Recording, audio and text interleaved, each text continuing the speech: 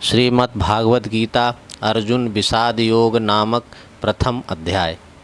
धृतराष्ट्र बोले, हे संजय, धर्म भूमि कुरुक्षेत्र में इकट्ठे हुए युद्ध की इच्छा वाले मेरे और पांडु के पुत्रों ने क्या किया। इस पर संजय बोले, उस समय राजा दुर्योधन ने व्यूह रचना युक्त पांडवों की सेना को देखकर और द्रोणाचार्य के पास जाकर ये वचन कहा, हे आचार्य, आपके बुद्धिमान शिष्य द्रुपद पुत्र धृष्टद्युम्न द्वारा व्यूहाकार खड़ी की हुई पांडुपुत्रों की इस बड़ी भारी सेना को देखिए। इस सेना में बड़े बड़े धनुषों वाले युद्ध में भीम और अर्जुन के समान बहुत से सूरवीर हैं, जैसे सात्यकी और विराट तथा महारथी राजा द्रुपद और धृष्टकेतु, चेकितान तथा बलवान काशीराज, पुरजित, कुंतीभोज और मनुष्यों में श्रेष्ठ सैव्य और पराक्रमी युधामन्यु तथा बलवान उत्तमौजा, सुभद्रापुत्र अभिमन्यु और द्रौपदी के पांचों पुत्र, ये सभी महारथी हैं। हे ब्राह्मण श्रेष्ठ, हमारे पक्ष में भी जो जो प्रधान है उनको आप समझ लीजिए।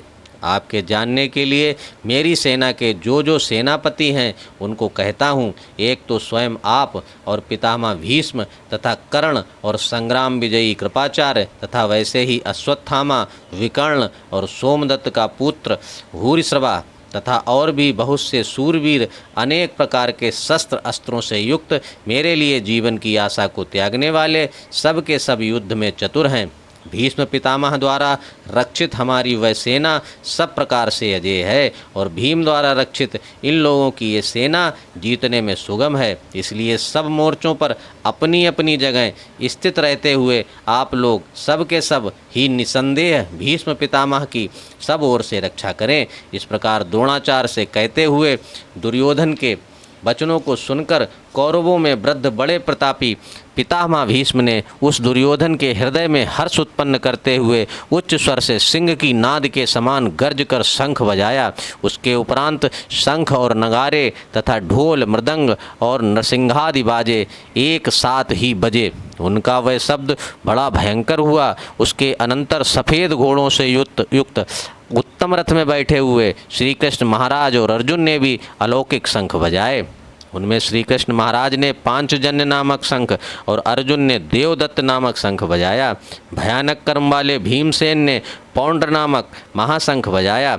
कुंती पुत्र राजा युधिष्ठिर ने अनंत विजय नामक शंख और नकुल तथा सहदेव ने सुघोष और मणिपुष्पक नाम के शंख बजाए। श्रेष्ठ धनुष वाले काशीराज और महारथी शिखंडी और धृष्टद्युम्न तथा राजा विराट और अजेय सात्यकी तथा राजा द्रुपद और द्रौपदी के पांचों पुत्र और बड़ी भुजा वाले सुभद्रा पुत्र अभिमन्यु, इन सबने हे राजन अलग अलग शंख बजाए।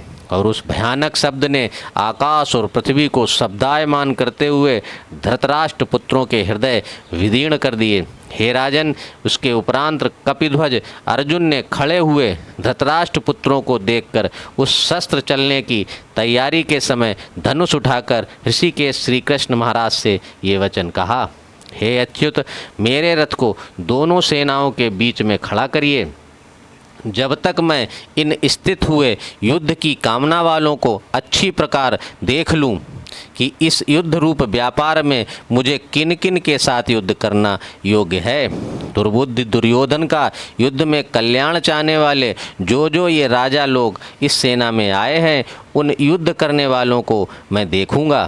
संजय बोले, हे धृतराष्ट्र, अर्जुन द्वारा इस प्रकार कहे हुए महाराज श्री कृष्णचंद्र ने दोनों सेनाओं के बीच में भीष्म और द्रोणाचार्य के सामने और संपूर्ण राजाओं के सामने उत्तम रथ को खड़ा करके ऐसे कहा कि हे पार्थ, इन इकट्ठे हुए कौरवों को देख।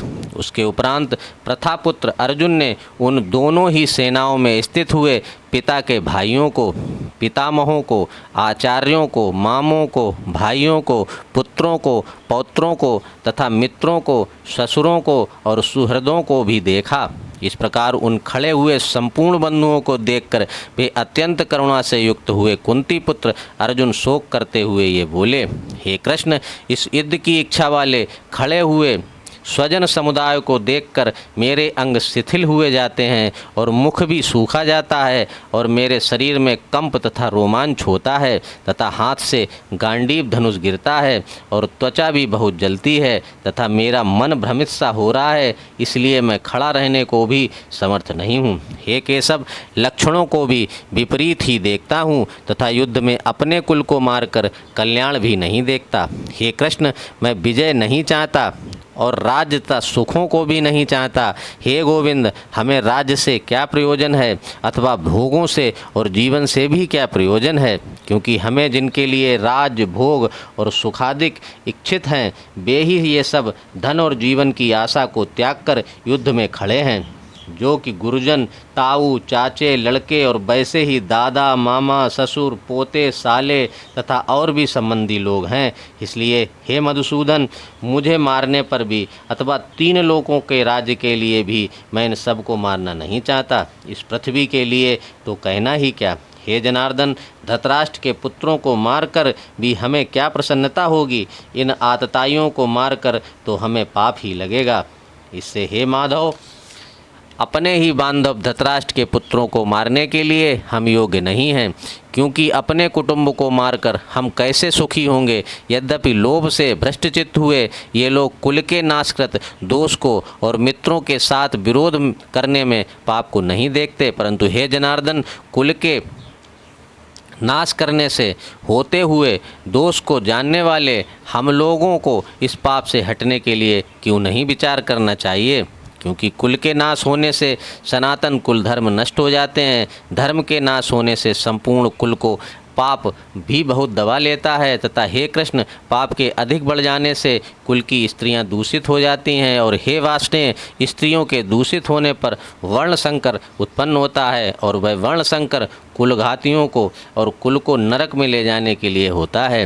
लोप हुई पिंड और जल की क्रिया वाले इनके पितर लोग भी गिर जाते हैं और इन वर्ण संकर कारक दोषों से कुलघातियों के सनातन कुल धर्म और जाति धर्म भी नष्ट हो जाते हैं तथा हे जनार्दन, नष्ट हुए कुल धर्म वाले मनुष्यों का अनंत काल तक नरक में वास होता है, ऐसा हमने सुना है। अहो, शोक है कि हम लोग बुद्धिमान होकर भी महान पाप करने को तैयार हुए हैं, जो कि राज्य और सुख के लोभ से अपने कुल को मारने के लिए उद्यत हुए हैं।